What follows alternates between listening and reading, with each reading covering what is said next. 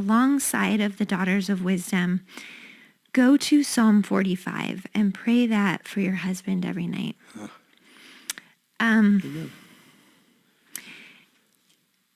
Psalm 45 and then Psalm 112. 112, I've mentioned before, is it's kind of the Proverbs 31 for men, in my opinion.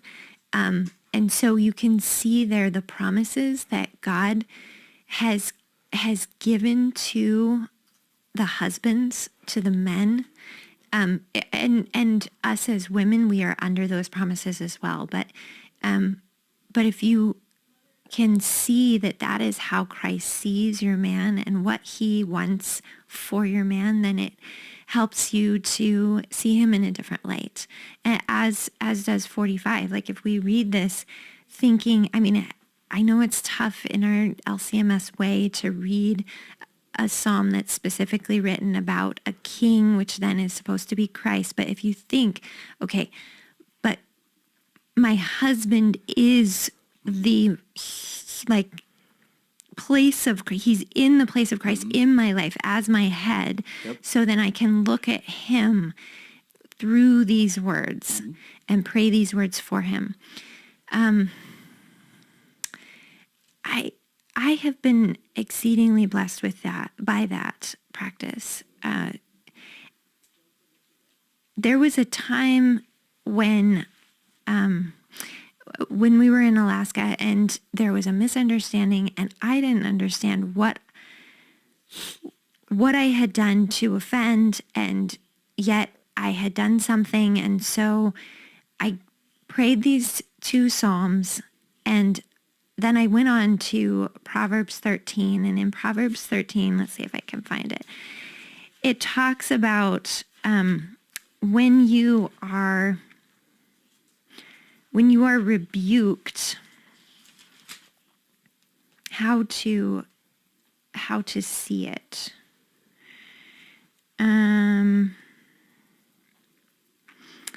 Well, here, it's Proverbs 13:1. A wise son heeds his father's instruction, but a scoffer does not listen to rebuke. Mm-hmm. So in this case, I am the son as the wife, and my husband is the father. A wise wife heeds her husband's instruction, but a scoffer does not listen to rebuke. So I did something in my head's eyes that was wrong. Where is the part about a wise wife? It doesn't. Oh, I'm just saying. You just read it that way. I see. Input it's good. The concept of headship throughout the Bible, you then can change. You can slip yourself into those words, and it can be a more meaningful application. Does that make sense? I mean, if I'm going the wrong direction, I think you're raise exactly your red right. flag and stop me. I've been trying to talk about this as a matter of both ecclesiology and Christology for a time, which is that everything the Bible says about Christ, it also says about you, not because you're Jesus by yourself, but because Jesus has chosen to make you part of him. That's what it means to be a member of the body of Christ. And so every promise given to Jesus about like reigning at the right hand of God, he'd be like, yep, I get that one too. Paul even says that. You're seated at the right hand of God right now. He says it. It's just a matter of, can I quote Luther again? Faith is the key thing. You either believe it or you don't. If you believe it, you have everything. If you don't believe it, you have nothing. It's as simple as believing, and you can't make yourself do that. But the words come and they call that out of you. You made me think of, I'm searching for, golly, there's a lot of it. It's like, let the righteous strike me. It is a kindness. Psalm 141:5. So 141, set a guard over my mouth. Now I keep watch over the door of my lips. So we sing that, and then we skip verse 5. Let the righteous strike me. It shall be a kindness. Let him rebuke me. It shall be excellent oil. Let my head not refuse it, for my prayer is still against the deeds of the wicked. Amen. So if we apply what we then have learned about our husband and how Christ sees him in Psalm 112 to then those words of the righteous strike me, it puts us in the mindset of submission to headship that we don't understand. Right. Which is the only real kind there is, actually. I think. Exactly. And so I think I'm not going to say that the perspective that she's coming from is wrong. But what I think is happening is she has a head who is experiencing or will experience the hammer of God throughout their marriage. Yeah. And he has a plan of correction for her husband. And if she gets in the way of that, Yeah. his plan of correction, like you had mentioned a little while ago at a wedding, his plan of correction or his course of action to discipline her husband will end up coming upon her instead of the husband. So, at another place, it was brought to my attention that if we criticize if we're critical of our husbands as wives, then we are criticizing Christ's plan. Because who are we to say that he isn't using this decision that we see fault in to bring our husband into a place of deeper faith? It's a powerful thought. So it takes stepping away from the world's way of looking at marriage and fully embracing and wanting to embrace what 1 Peter 3 talks about, where he talks about the women who are like Sarah. It's not patriarchs, but the patriarchs' wives Yeah. who stood alongside of them. Faithful women of old. Yes. And so if we embrace that mindset, it's not going to look like the 90s businesswoman who's in her power suit. It's going to look a lot more meek. It's going to actually look a lot more like what Peter talks about in 1 Peter chapter 2 about slaves and masters, and recognizing that our position is under his authority. And I mean, here in 1 Peter chapter 2, verse 18, he says, "Servants, be submissive to your masters with all fear, not only to the good and gentle, but also to the harsh." Now, I pray that our husbands are not harsh, Right. but they're men, and their harshness, their manliness is sometimes going to be ill-placed because they're sinful, and so you're going to get the brunt of it. And that doesn't mean they're evil. It just means that they're also living in a fallen world. And so we submit to them with all fear, even when they're harsh. For this is commendable, and this is what got me. If because of conscience toward God, one endures grief, suffering wrongfully.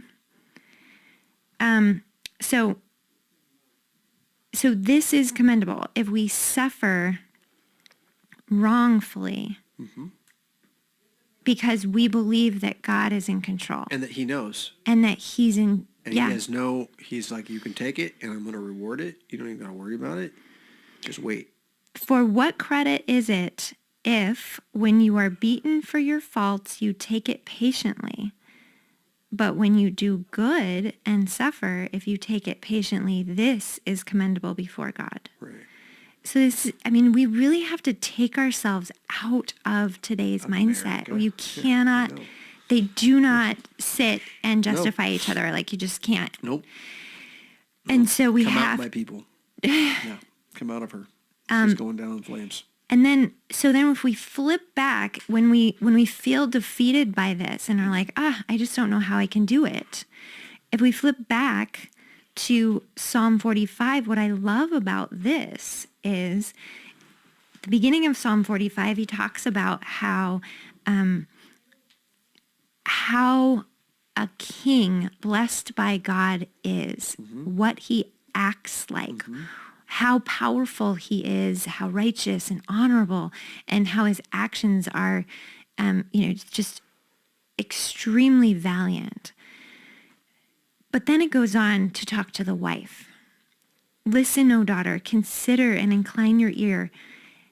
Forget your own people also and your father's house. Yeah. For good or for ill, you have left your parents' home. Mm-hmm. You now are under the line or heritage of the headship of your husband's home. And so you can't, the whole argument of, in my home, we wouldn't treat each other that way. Well, you're not in your home anymore. Oh, right. You left and you've cleaved to your husband, and now this is your home. Mm-hmm. And it says, so the king will greatly desire your beauty because he is your Lord. Worship him. Mm-hmm. Now, I know that this is going to cause a lot of people problems because we're like, no, we aren't supposed to worship our husband. We're not supposed to worship anybody but God. Right. But think about what that's saying. Mm-hmm. Well, let me just jump in with the word worship, meaning worthy of praise. Okay, so as a word, when you go to worship, you're going to something that's worthy of praise. And what Lutherans have done with what you're just afraid of is we've made it so we don't praise anybody ever. Right. We never tell anybody anything good. We just tell them how bad they are. And so let's flip back. Yeah. Okay, so we're having trouble because it said, because he is your Lord, worship him. Mm-hmm. Let's flip back to 1 Peter because we're like, my heart, my conscience, having trouble with this. Right. 1 Peter 3 says in verse 5, for in this manner, in former times, the holy women who trusted in God also adorned themselves, being submissive to their own husbands, as Sarah obeyed Abraham, calling him Lord. Right. Recognizing his position. And so here I have a father of the faith saying to me, it's okay to see my husband as like I would see Christ in my life. Christ is like my light. My husband is Christ's lifeline to me, essentially, since I have gone into a marriage relationship with him. Now, before that, it was my father. Mm-hmm. But now my father has given me to this man who is created in the image of Christ, right? Am I right? Like Adam created in the image of God. And so that is my and a member of the same body within which I have my own fathers in the faith, fathers in the flesh. So it's not as though the man is independent of anything. No. Right. So when I praise my husband, when I worship my husband, I am worshiping Christ. Yeah. Now, let's save that word worship, generally speaking, for church and for God. But praise is fine. Praise my husband. When I show him the respect, I mean, you can just read that verse there. Chapter 45. He said, "Worship, just praise him. Just read it as praise him." Right, and it changes. Yeah, of course you can say that about your husband. Your husband needs your praise desperately. Yeah,